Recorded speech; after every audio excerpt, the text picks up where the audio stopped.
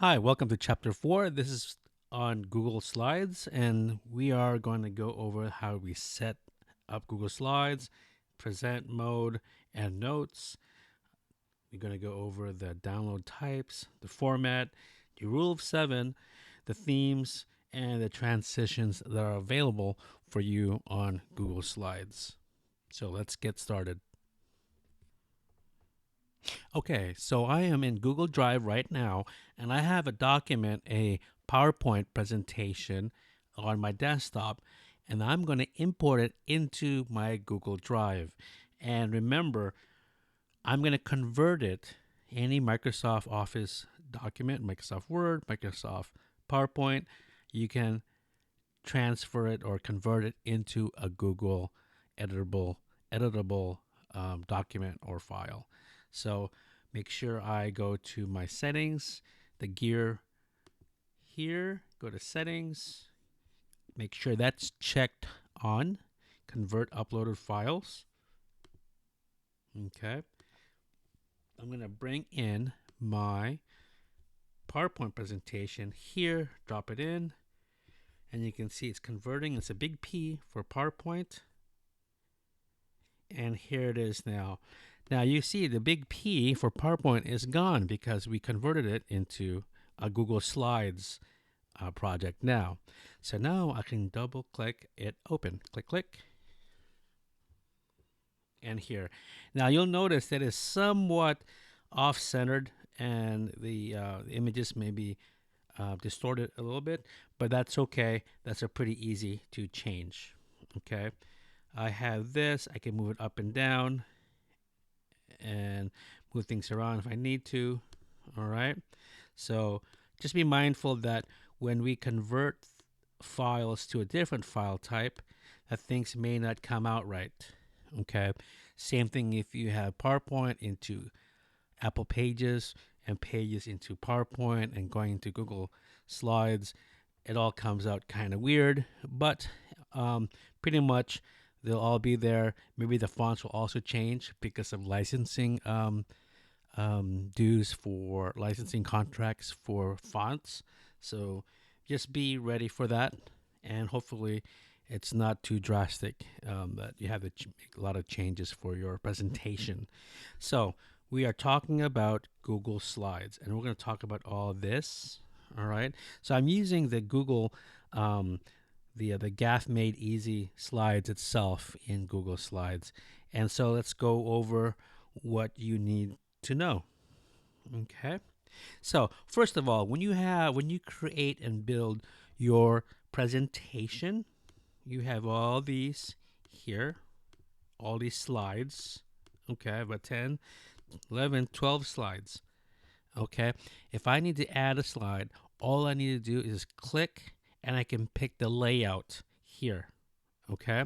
So again, if you go to the plus button here, I'm not going to, if I press the plus button by itself, it's going to add a layout that I used before already.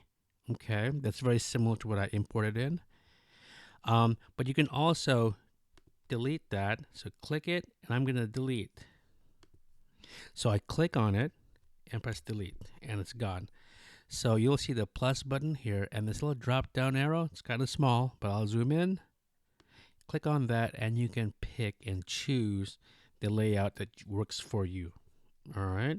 So I'm going to pick the first one. Here I have the layout with a big title and a subtitle. Okay. So I can obviously change the fonts here by going straight up, finding these fonts available for me. You can also download more fonts that Google has licensed. So you can click on here and you could use all these other different fonts. So go for it. I'm going to use Pacifico, press OK, and that's changed into Pacifico. All right. Now, how do I change the layout? Say if I didn't like this particular layout anymore, I can go here, click on the drop down arrow, and I can change it again into maybe something without the subtitle. Okay, so now this subtitle, try this again, will be to the left. I can delete that. I can delete the box itself and press delete. Okay, so you can go ahead and change the theme also. You have all these choices. Okay, so we're going to do a new presentation from scratch, a new Google Slide presentation from scratch. Click on the new red button, scroll down to Google Slides, let it load. Now it gives me a default layout here, and it gives me the ability to change the themes. So I'm going to pick maybe something of the blue theme here. They call it material, I believe. And then I can start adding my title, my subtitle, if I can spell correctly. Oop. Title. There you go. And I can do that. I can change it. If I didn't like it again, I can always change it back. Okay. Or to something else I like. But the key is put all your text in, all the content in before you start messing around with the layout and the background themes. That's going to take a lot of time. So put all the content in first. Remind your students of that. Okay, that's very important. I had many students were so obsessed. Oh, this is not the right blue. This is not the correct font. They spent way too much time looking, changing the layout and the look of their presentation. So, better yet, have them start with a simple default light theme, and then have them build their presentation from there. How to build that is where you go ahead and click on the plus button. Okay, it gives you the default here with the title on the top and the body here, but you can also change that when you need to by highlighting that particular slide and go to the drop down arrow, and then you can change to something else like a big number here and so on. You could add, let's type in a number here, maybe 100%. 100%. You could do a number there. Okay, a little subtitle. You can do that. This is the preview here, which is great. Very, very useful. Okay, so let's bring in my dolphin again. So I'm going to take this slide. I'm going to delete it just by pressing delete. Pressing this delete also, keeping that. But I want to choose a new slide where I can add an image. Okay, so how do I do that? All I need to do is just pick one of these layouts, and I'm just going to see if I can pick this right here. Okay, where I can add dolphin and text, and say if your students have a project on the animal kingdom or on mammals and the ocean life, they could use this. You could insert the images here like I showed you in the other videos, but also remember you also have these buttons here that can help you as well. You click on the image, go to your Google Drive. So it's very important to save all your images to Google Drive, and Google can find them easily. Click on my dolphin, press select, and here it is. Now it's going to default into the big size picture. Okay, and if I move my picture around, you'll notice that my words are behind. The words are behind my dolphin. Okay, I can send the dolphin back. Okay, I can rearrange it. So I can highlight the picture, and if I go to arrange right here, arrange, and I go to order, and I can send the picture backwards as long as I'm highlighted, the picture is highlighted. Okay, I'm going to send backward. Oop. Keep sending it backward, order, send backward, and now you see my dolphin is appearing behind the text. Okay, so that's very helpful. I can move my picture around. I can also stretch it wherever I need to. Now, how do I add bullet points to this? So you highlight the text box here. These are all under text boxes. And you want to add bullet points. You can do it through the menu bar here. And you go to More. Under More, click on that down arrow. And you have the numbered bullet points or the bulleted list here. Okay. If you click on the down arrow there again, you have more choices. You'll have arrows, stars, and so on, diamonds. Go back to the numbers. You have numbers, letters, numbers with parentheses, and so on. It's up to you. I'm just going to use the bulleted list, the regular old bullet list there. I can add text, add more text, and more text, and more text. Okay. Now, one major tip for students to use, and also some adults that we know that they have a tendency to throw up all their information, their research on a PowerPoint slide or all their PowerPoint project, and they just basically read off on the slides. And also it gets the audience confused because they're reading the slides as well, and they're not really paying attention to the speaker for the student. So one rule I like using is called the 7-7 rule. Actually, it's a 7-7-7 rule, or actually we just call it the 7-7-7 rule, where we have 7 slides in a presentation, and on each slide there should be up to 7 lines or 7 bullet points, and on each line there should be only up to 7 words per line. Okay, that helps with presenting and showing the audience from the front all the way sitting to the back how far that the person in the farthest from the screen can see. So the 7 words per line, they can see that. The 7-7 rule is very important, and now you can have leeway here and there. You can have a couple more lines here, a couple words there. That's fine. It's not a hard rule, but it's a good guide to use. Okay, and unfortunately, our humans, their attention spans are actually shrinking now, and it seems that we are just very distracted a lot. Humans are, and presentations, they're used all over the place, and people just get really bored with them.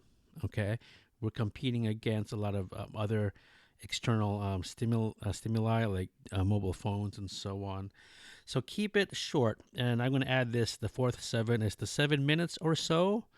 I know that's not always possible, but consider really keeping your presentation short and simple, and just talking about 1 or 2 or even 3 things at the most, and keep it light, keep it laser focused.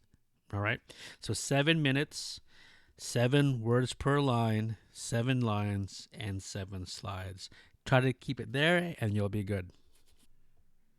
Now I'm going to go ahead and change the theme of this whole slide. Keep it to the material, the blue. Okay. So you see I have the different color scheme and themes here on each one of my slides that apply to it. Now, I can add transitions to each slide. To do this quickly, I'm just going to go ahead and put a transition that will work for the same transition for all slides. Okay, so what you need to do is go ahead and click on transition right here, the top bar. And on the right hand side, you have animations. Right now we have no transition. Okay, and then you have no transition, and you can apply whatever transition you're going to choose apply to all slides. And I'm going to do that, but you're definitely welcome to change the transition for each individual slides. But just make sure don't go crazy on it, because it does get distracting and may stray from the message that you're sharing. So I'm going to click on a transition. I'm going to choose maybe something called like the fade. I like that. And I can change the speed of it, slow, medium, fast. I keep it default, and I'm going to add it to all slides. Okay, press that. Now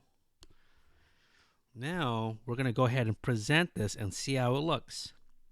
So up here on the top right corner, you will see present. I'm going to click on that button, and we have this, and I'm going to advance it with my arrow keys. So here's the title, my second slide, and you see the very nice transition that fades in, fades out, and fades in again. Beautiful. Here's my 777 rule. Pretty nice. How do we get out of it? Press escape. Okay, so that's how you can go ahead and add transitions. Now, there's no way to memorize everything that you have on your presentation. So there's something called presenter's notes that will help the presenter take notes and have a talking point for the presentations. On the bottom screen, on the bottom of the slides itself, I'm going to pull this up with my hand. I'm going to hover over this line here, bring it up. You can bring it up, and right here I can add my notes. I can type in, this is the presenter's notes here, and I could keep adding more information here as well. Now, this will not appear when you're presenting. It's only visible on the computer and not on the projector or on the TV. This is only viewable on the presenter's computer. So let's go ahead and take a look at that when I press present. Up here, there's this little down arrow. You click on this, you can have the option of present from the beginning, which we'll do, but present with speaker notes and present in a new window. So I'm going to present with speaker notes, but mind you, the speaker notes will not be shown. There. Now, you see two windows, okay? This window is only visible to me, to my computer, okay? It has a timer. Right now I'm in 13 seconds. I can pause it. I can switch to different parts of the slide presentation. I'm going to go back to number 5, and there it is. I'm going to go to my notes. It's on slide number 6, and this is my notes here. I don't have anything, no content here up on the presentation itself, but I think that's very useful, very cool, and it's only viewed, the speaker notes are only viewable by the presenter itself. So that's a very cool tip that everyone can use. Okay, so I like, in presentations, I like to use text boxes. Presentations, PowerPoint, and Apple's Keynote, they all work well with text boxes. The text boxes are right here, okay, and we use these. I clicked on it, and I have this plus button now, a little target button. I click and I drag. I'm holding on my click, and I'm just dragging across. And now I can start typing my information here, all my text here, okay? And then I can move this around when I need to. So you see, I'm going to hover my cursor, my mouse pointer on top of it, and now I can highlight, click and drag and move it around when I need to. Okay, I can also grab the handles of this text box, stretch it out, shrink it in if I need to, hover, move it around here, and then you can see what's pretty cool. This red line, Google has made a default. These are guidelines, will help you center things, making sure things are looking nice, and it's definitely helpful as well. I can add more text boxes if I need to, clicking on the T box here, click, drag, and let go, and I can add a text box there. Okay. Another cool feature is having the shapes. You click on the shape button here, and I have the option of adding the four-sided, six-sided, seven-sided, and so on. All these different shapes here. Arrows, definitely helpful. I'm going to use this. Now it gives me the little target button here, target cursor here. I click and I drag it, and I can stretch it. And here is my arrow. Now, these yellow buttons here, these little handles here, they're special. So I can click that and I could move it around. You can see I could move that particular corner of that arrow anywhere I want. This one I can make it shorter. Oop, grab it. Here, make it skinnier. There. Okay. So you're able to do that. Works well. You can click on it, and then you can change the color and the line, the border as well. Highlight it, move up to the top, and you'll see the paint bucket. You can fill the color, choose a color, maybe a red right there. Change that black border into maybe something like yellow, or maybe a blue. Okay. Have that. Now I can change the thickness of that blue border by clicking on the next icon here, right next to the blue icon here. Click it. I can increase the thickness of that line up to 8 point. Click it again. I can make it a dotted line or a dash, and I could do that as well. That's very helpful. Try that out. All right. So I want to export it, and I want to export it first. So let's export it to File. We can share it, but let's go ahead and download it. The download options that we have Microsoft PowerPoint as a PDF, and the other ones here, PNG. PNG, it's like a file where the image is there, but the background, the white background, will be transparent. So it looks nice when you embed it or when you insert the pictures into a different, into graphics. Okay. JPEG as a picture. If you want to save these as pictures, that works well also. But I could also go ahead and drop it off, export as a PowerPoint. And that way, most people can open it. But remember, they can change. They can change the words and the text. So be mindful of that. PDF, that's probably the best bet there. How to share it? Just like in any Google app, you click on here, the top button. It's also found under File, Share as well. All right. I'm going to use the blue button on the right-hand side. Click on that. And I can share it again with Sharon. Sharing with Sharon. And I could give her rights to edit, to comment, and view. I could change it by advancing, and I could give her, once I add her, I can make her the owner now, change it here, is owner, and so on. Okay, but I'm going to cancel that. One other tip is really cool, is that if I share it with Sharon, and then I can prevent her from changing the levels of access. So Sharon, I can click on here. I can prevent the editors. So Sharon now is an editor, but I'm going to prevent her from sharing it or adding new people. Okay. I can also make sure that whoever I'm sharing it with, that they can't print, they can't download, and they can't copy with other people. Okay. That's very useful. It could be just a one-way thing where you're just sharing a document and you don't want anyone else to copy or print or comment. Okay, but just be careful because people can still take screenshots of your work. So be careful with your choosing and what you're sharing and who you're sharing it with. Okay? Cancel that. Press done. And that is Google Slides.